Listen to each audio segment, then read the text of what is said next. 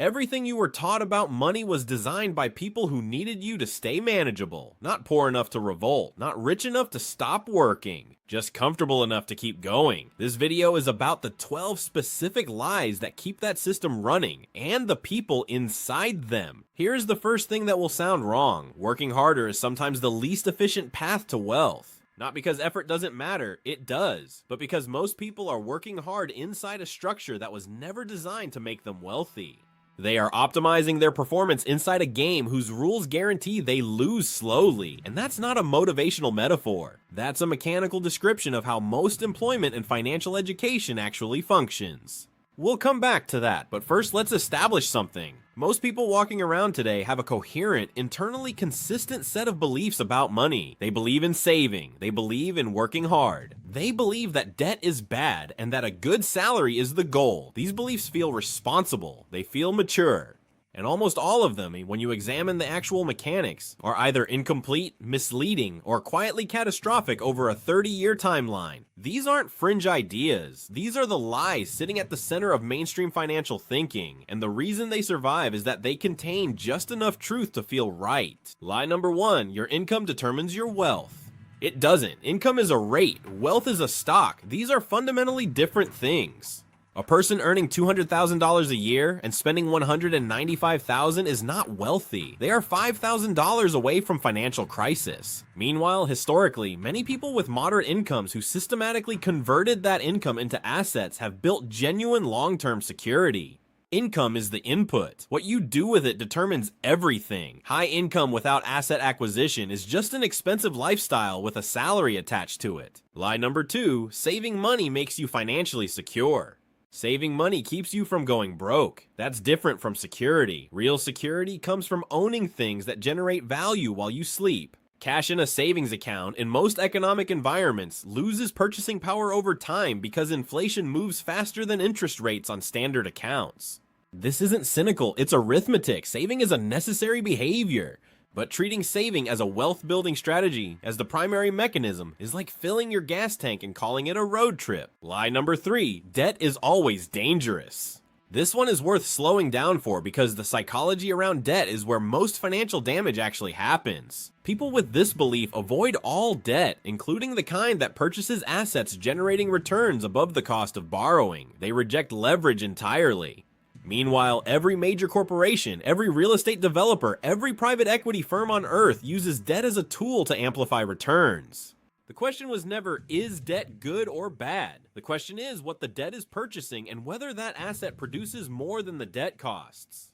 Consumer debt, credit cards, personal loans for depreciating goods, is destructive. Structural debt used to acquire income-producing assets is how most institutional wealth is built. Treating these as the same thing is one of the most expensive intellectual errors a person can make.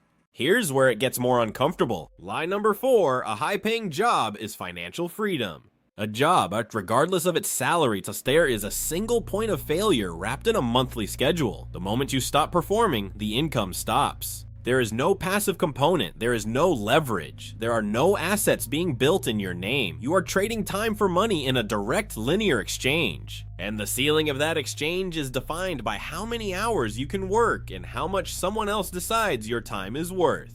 This is not freedom, this is dependency with a good-looking number attached to it. The people who understand this aren't anti-work, they work intensely. But they work to acquire assets, businesses, property, equity, systems that eventually produce income independent of their continued labor. That distinction between trading time and building ownership is the single largest conceptual divide between people who accumulate wealth and people who accumulate salaries. Lie number 5, you need to be an expert to invest. This lie operates as a permission structure. It tells ordinary people that investing is a specialized activity requiring credentials and sophistication, which conveniently keeps them out of the markets and keeps their capital sitting idle or in low-yield accounts. Data suggests the majority of active fund managers, who are by definition experts, underperform simple index strategies over long time horizons. The barrier to entry for basic broad market investing has functionally collapsed in the last decade. The lie that expertise is required has outlived its partial truth.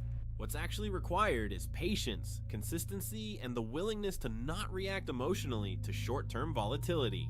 Lie number 6, your financial situation is mostly about your decisions. This one cuts in both directions. It's used by successful people to credit themselves entirely and used against struggling people to blame them entirely. The reality is that financial outcomes are shaped by decisions operating inside structural conditions: inheritance, geography, access to credit, educational systems, network quality, timing, macroeconomic cycles. None of this removes personal agency, but pretending structure doesn't exist leads to strategies that ignore real constraints and produce real failures. The people who build wealth understand their structural position and work with or around it deliberately. They don't pretend the playing field is flat, they map it accurately and move accordingly. Lie number 7, financial success requires sacrifice of everything else. This is the hustle mythology, and it survives because it's romantically appealing and occasionally true in specific cases. But as a general rule, it's wrong. The people who sustain wealth building over decades, not sprint and burn cycles, are not people who eliminated everything except work. They are people who built systems that run with reduced input over time. The sacrifice, everything narrative is also psychologically useful to certain platforms and employers because it normalizes overwork as virtue. Recognizing this doesn't mean you work less. It means you think carefully about what your effort is building and whether it's building something that lasts. Lie number 8, the more you earn, the more you keep. This is where tax structure becomes a real conversation. Wage income, the money you earn by working a job, is typically taxed at the highest applicable rates in most systems. Capital gains, carried interest, certain business income structures, these are often taxed at lower rates. The people who understand this don't necessarily earn more, they earn differently. They structure their income in categories that the tax code treats more favorably, legally, by design. This isn't about cheating a system.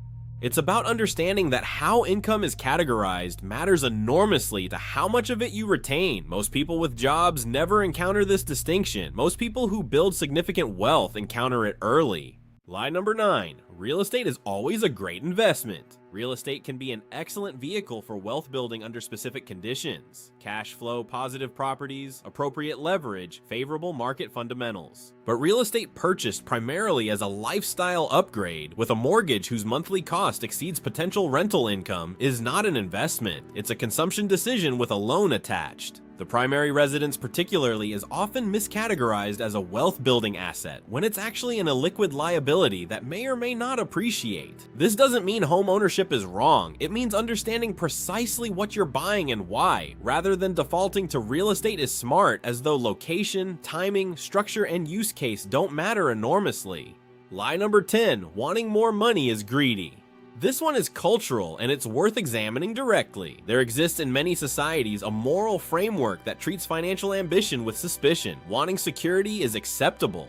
Wanting more than security begins to feel uncomfortable, somehow indulgent or aggressive. This belief, and it is a belief, not a fact, is extremely convenient for people and systems that benefit from others remaining financially modest. Financial resources produce options. Options produce autonomy. Autonomy produces the ability to say no. People who internalize the idea that wanting financial independence is somehow morally questionable have been handed a belief that makes them easier to manage. Ambition toward economic freedom is not greed. It is an entirely rational pursuit of agency over your own life. Lie number 11, you should follow the financial advice of people who look successful.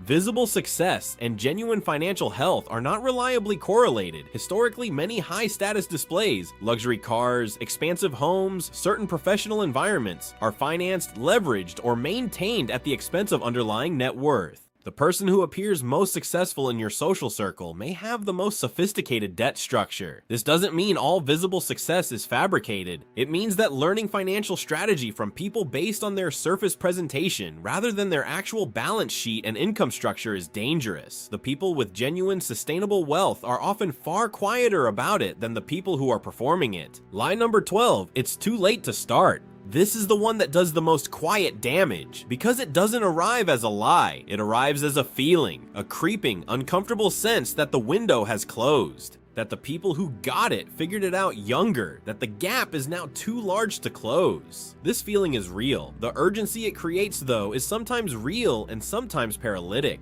Compound growth works on any timeline. The best time to have started was earlier. The second best time is the current moment. That's not a platitude, it's a mechanical description of how compounding functions. And every year spent waiting because the start feels late is a year of compounding that doesn't happen.